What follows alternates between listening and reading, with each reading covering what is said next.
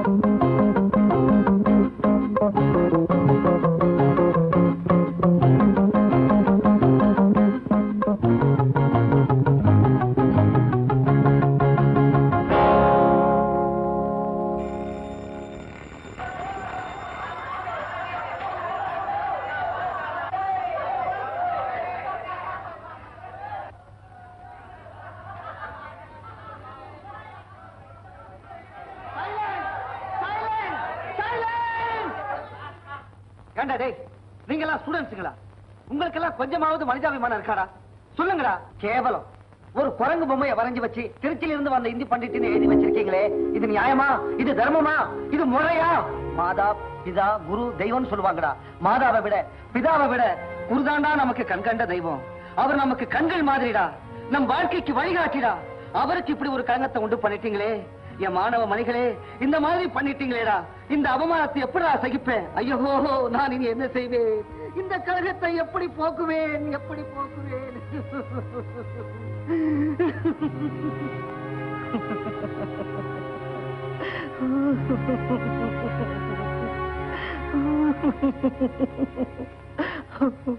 Sorry sir, எவனோ தெரியாம எழுதிட்டா sir, மன்னிச்சிருங்க சார். எனக்கு எல்லாம் தெரியும்.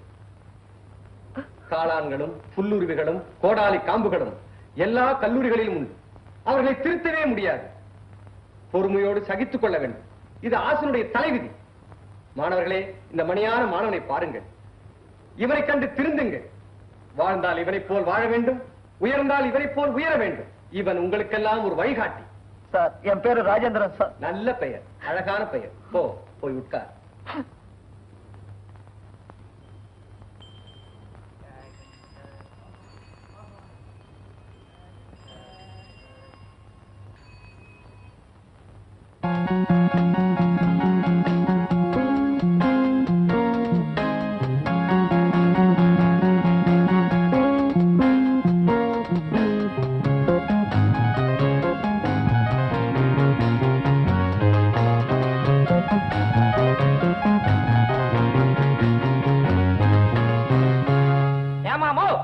கொஞ்சமா அறிவு இருக்கா? 2 பேர் குத்துக்கல்ல மாதிரி உட்கார்ந்துருக்கீங்களே, குழந்தையை பெத்தா மட்டும் போதுமா? அதை எப்படி வளர்க்கணும் அக்கறை வேண்டாம்? என்னப்பா சொல்ற? எனக்கு ஒண்ணும் புரியலையே. என்ன நடந்தது? என்ன நடந்ததா? ஒரே ஒரு நிமிஷம், நான் மட்டும் கொஞ்சம் ஏமாந்திருந்தா போதும். இந்நேரம் உங்க குழந்தை மேல ஒரு பெரிய லாரி ஏறி இருக்கும். நல்ல நேரத்துல நான் வந்து காப்பாத்தினேன். என் பிள்ளை மேல லாரி ஏறி இருந்தா எங்க எது என்ன இருக்கும்? எப்பா, யார் பத்த பிள்ளையோ நல்ல நேரத்துல வந்து என் பிள்ளைய காப்பாத்தினேன். நான் சாகர வரைக்கும் கண்டிப்பா உன்னை மறக்க மாட்டேன்ப்பா, உன்னை மறக்கவே மாட்டேன். ரொம்ப தேங்க்ஸ் சார். நல்ல நேரத்துல வந்து நீங்க காப்பாத்துறீங்க. பரவாயில்ல பரவாயில்ல, நான் எழுத்து வீட்டுல தான் குடியிருக்கிறேன். திடீர்னு சாதாரணமா வெளியே வந்து பார்த்தேன். வந்து பார்த்தா ரோட்ல 100 மைல் ஸ்பீட்ல ஒரு பக்கமா லாரி வந்துட்டு இருக்குது, இன்னொரு பக்கம் உங்க குழந்தை வந்துட்டு இருக்குது. அதுவும் வருது இதுவும் வருது. எனக்கு என்ன பண்றதுனே புரியல. அப்படியே உடம்பு முடியெல்லாம் எந்திரிச்ச மாதிரி ஆயிருச்சுங்க. கடைசியா துணிஞ்சு உயிரை கொடுத்து காப்பாத்திட்டேன். மகராசனா இருப்பா. ஏண்டி, பின்னல் பண்ண ஆரம்பிச்சா உனக்கு உலகம் போறதே தெரியாது. குழந்தைய வாங்கடி, கொடுங்க. பரவாயில்ல பரவாயில்ல, நீங்க உங்க வேலையை பாருங்க. நான் வேணா குழந்தைய வச்சிருக்கேன். எழுத்து வீடு தான் என் வீடு. நீங்க வேலை முடிஞ்ச உடனே நீங்களே வந்து குழந்தைய எடுத்துக்கலாம். எழுத்து வீட்டுல நான் இருக்கேன்.